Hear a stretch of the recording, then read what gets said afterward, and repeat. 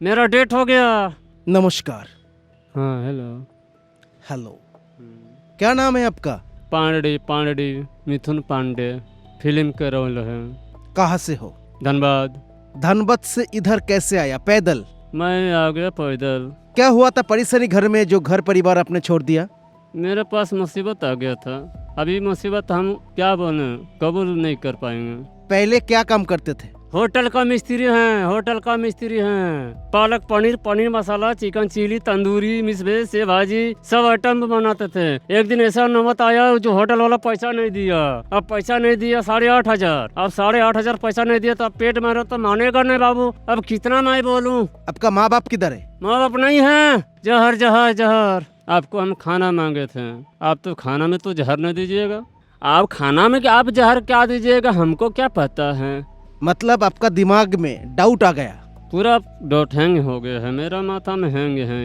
সন্দেহজনিত কারণে ওনার আজকে এই পরিস্থিতি। তাই যারা অতিরিক্ত সন্দেহের গহ্বরে বসবাস করছেন তাদের ভবিষ্যৎ জীবনটা কিন্তু এরকম হতে পারে। তাই সন্দেহ না করে সন্দেহের কারণটা খোঁজার চেষ্টা করুন, সুস্থভাবে জীবনযাপন করুন। কত দেহ খেয়েছে সন্দেহ, কত সম্পর্কে ধরেছে মরছে, কেউ জেনে হয়েছে পাগল, কেউ মেনে আজও লড়ছে। সন্দেহরা বদলাতে চায় না দেহ, ওরা কাটতে চায়, মারতে চায়, ওরা মারতে চায় স্নেহ। সন্দেহকে দিও না সময়, রেখো না অভ্যাসে, বন্ধু নিজেতে মন দাও, সন্দেহ ছাড়বে দেহ অবকাশে। এখনো অনেক কিছু করার বাকি,